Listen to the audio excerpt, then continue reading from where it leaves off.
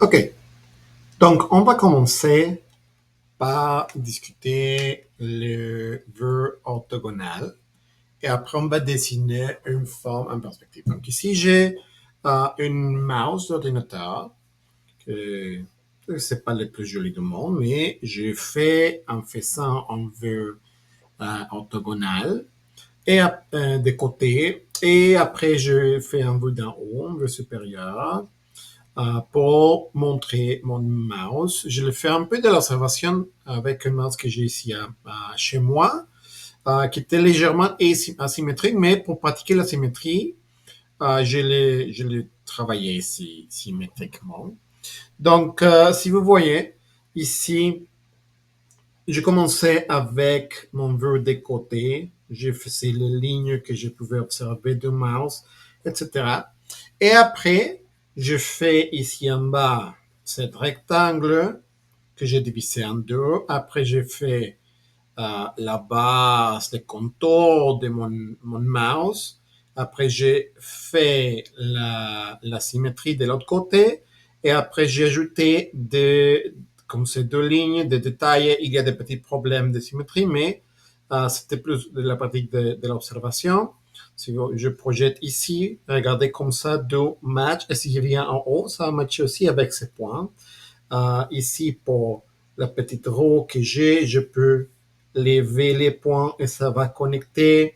Si j'aimerais faire ces deux boutons ici, donc je pourrais le faire. Ils ne sont pas comme très visibles, mais je pourrais dire et savoir, OK, donc ces deux boutons existent ici, par exemple. Non? Donc, c'est ça comme on fait. C'est des lignes, on projette des choses. Mais si vous voyez, il y a déjà ici des lignes qui les décrivent, mais je ne sais pas qu'est-ce qu'il passe ici. Ça pourrait avoir plusieurs formes. Donc, on va commencer à utiliser notre ligne topologique aussi pour décrire la forme, même si on travaille avec deux formes de vue orthogonales. Donc, je vais choisir une ligne qui serait comme si c'est mon pointe.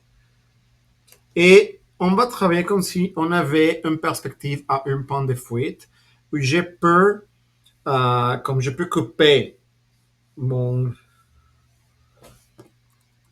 mon objet en deux, mais ici au centre, ça va être une ligne parfaitement recte. Mais comme forme, je commence à m'aller à côté, je vais pouvoir avoir des lignes qui me décrivent un peu qu'est-ce qu'il passe avec la forme et je peux aller un peu plus agressif ici. Et après, je pourrais aller un peu plus agressif ici, par exemple. Donc, vous voyez que ici, je peux avoir une forme aussi un peu presque plat. Ici, je commence à m'ouvrir. Et ici, je peux le faire. Donc, c'est comme si au centre, ça venait. Et ici, on ferait la description un peu comme ça. On sait un peu qu'est-ce que la forme peut faire. Et après, on accélère un peu. La face forme. Je peux aussi décrire ici les éléments. Et c'est comme si j'ai coupé mon élément comme c'était un pan tranché, non? Mais je peux commencer à décrire la forme, même si je parle d'un dessin en vue d'en haut. C'est une ligne de construction, donc il devrait être plus clair. Si après je nettoie, ça doit être pas comme très visible, ok? Mais ça, c'est la manière d'exprimer sans nombrer la forme 3D qu'on on a besoin. Ok. Donc, ayant dit ça, je vais dessiner la forme qui va nous aider à arriver à dessiner une mouse comme ça. L'explication va être un peu plus basique au début pour arriver à bloquer la forme. Et après, on va ajouter le détail. Donc, dans ce cas, on va faire deux approches différentes pour créer une mouse comme ça. La première va être une version soustractive et après, on va faire une version additive. Donc, on va commencer par la version soustractive.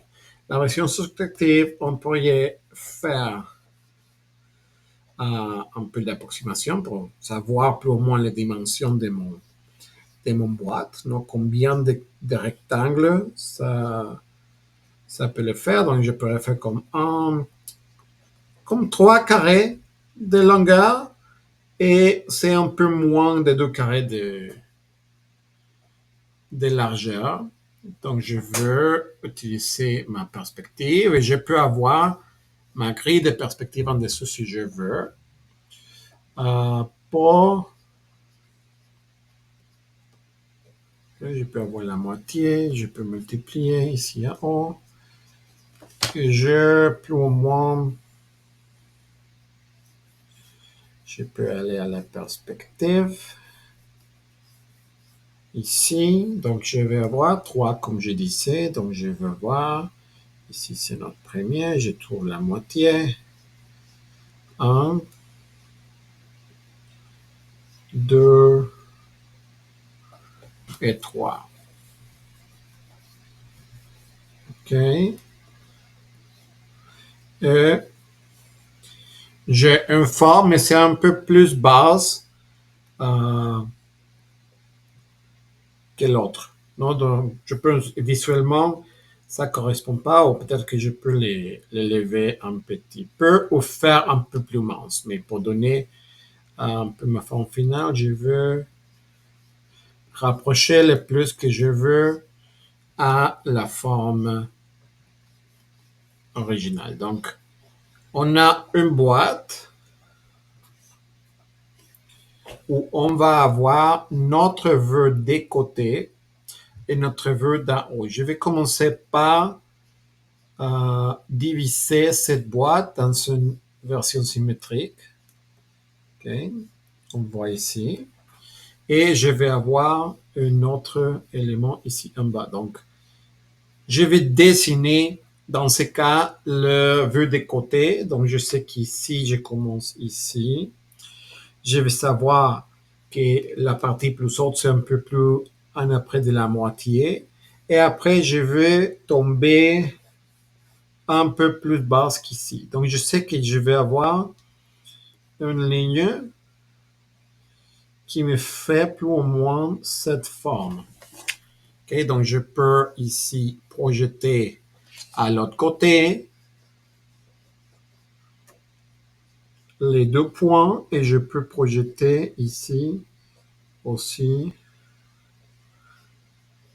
où j'ai ma forme et je peux la répliquer quand même ici dans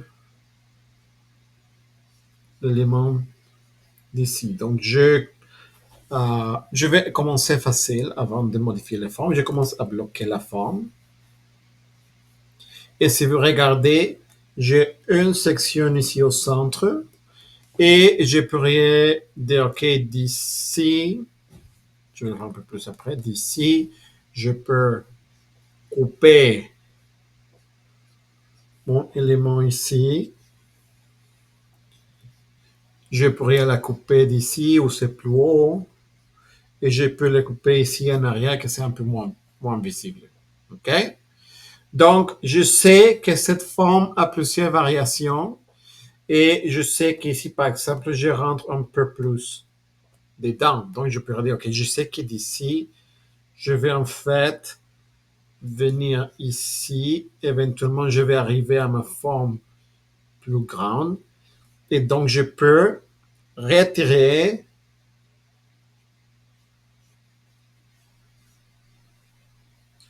la forme. Regardez, j'ai retiré cette pièce dans ma nouvelle section se transforme ici. Donc, je peux aussi faire la même chose de l'autre côté.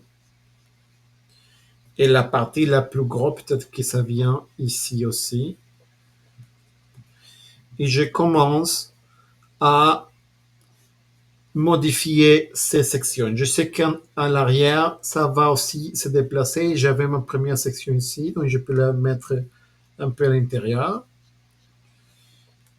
Et je commence à avoir, maintenant je vais la faire beaucoup plus foncée pour vous, cette forme qui va avoir dedans mon mouse. Mais j'arrive au moment où c'est très difficile, très très difficile à lire qu'est-ce qu'il passe.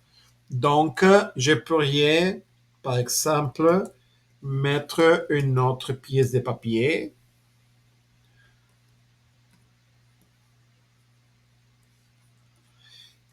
Et je pourrais calquer ma forme et continuer. Donc, l'inconvénient de cette technique, de cette approche, c'est que ça devient un peu plus difficile à voir. Donc, je peux reconstruire ma forme. Ça vient ici. Et si vous regardez,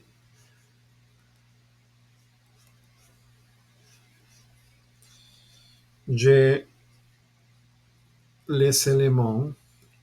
Si je pourrais aussi terminer et dessiner un peu l'intérieur. Je ne vais pas faire nécessairement l'autre côté parce que c'est le côté invisible, mais je peux avoir un peu d'intuition, savoir où la section va terminer en dehors. OK? Donc maintenant, il faut que je modifie mes sections. Donc potentiellement ici, la ligne de centre va être importante. OK? Peut-être que je veux dire, OK, je veux, au lieu qu'ici j'ai un rectangle, peut-être que je vais faire plus de sections ici. OK? Ce que je veux dire, on va étape par étape. Donc, par exemple, peut-être qu'ici, je veux, parce que je sais que mon mouse est organique, changer la forme ici.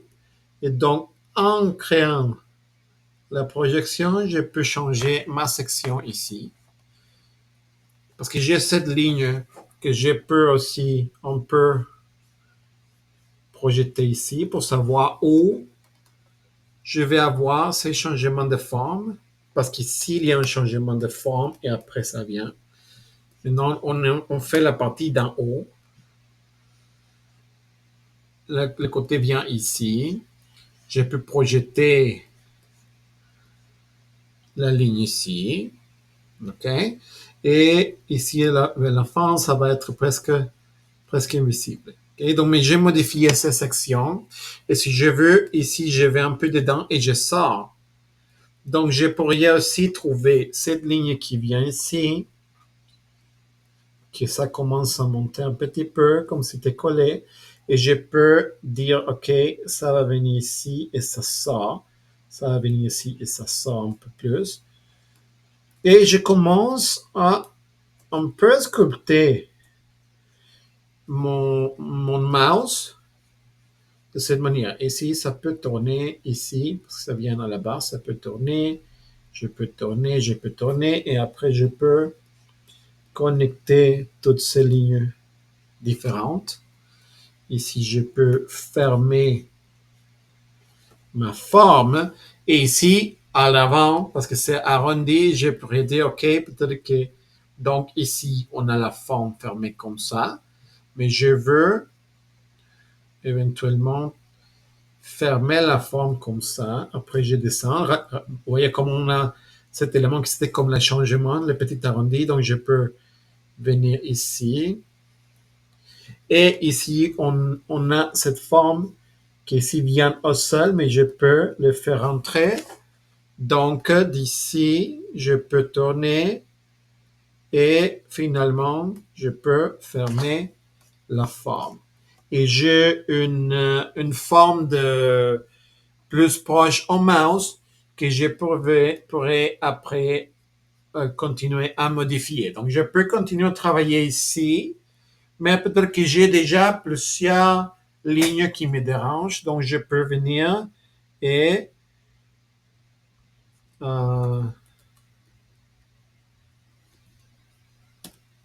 mettre notre calque, notre pièce de papier, ou tourner la page. Et donc, ici, je peux terminer mon dessin. Je peux accentuer plus des choses. Par exemple, je peux modifier ma section. Peut-être que si je veux que la forme rentre plus, je suis dans la mauvaise calque. OK, je vais modifier cette forme ici parce que je veux avoir quelque chose là-bas. Non. Je peux changer, je peux dire non, je veux que ça soit plus drastique. Non, je vais avoir une ligne de caractère plus forte ici. Je peux augmenter la forme. Ici, je mets un peu comme ça termine. Je changeais un peu le design original, mais ça va. C'est l'idée que vous pouvez faire l'expériment avec toutes les choses.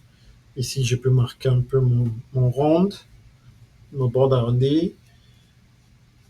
Et toute l'autre chose marche bien, mais il faut que je mette les détails comme les boutons. Donc, j'écris les boutons bien plus ou moins ici. Non, je peux les ajouter. Je peux après ajouter où je veux la petite boule. Et on sait où est le centre. On sait que les lignes sont verticales. Donc, je pourrais faire un petit rectangle ici qui flotte. Un carré pour avoir le centre. Je sais où je vais avoir la perspective. Et donc, je peux dessiner mon petit ellipse ici que je vais éventuellement couper. Oups, pardon. Et je peux après, ok, j'ai ici cette forme qui vient d'ici. Ça monte, ça arrive plus ou moins ici. Je peux le faire de l'autre côté. Et regardez, parce que je peux aussi, si j'ai une autre section ici, je peux changer la forme. Et quand je termine, il faut que je ajoute les lignes plus foncées où je veux, faire la différence entre lignes de construction. Donc, j'ai ici une ligne qui coupe. Donc ici, je cet élément ici. Donc, j'invente des choses, je n'ai pas ça. Mais vous voyez, j'ai un élément qui est organique et où j'ai des contrôles de mes sections comme ça. Donc, on peut revenir en reverse. OK? Regardez comment ici, je rapproche un peu ma forme, mais j'ai commencé d'un bloc fermé et j'ai commencé à enlever des matières, approchant la forme, intervenant la forme et ajoutant les détails. Okay? Donc ici, c'est la méthode soustractive.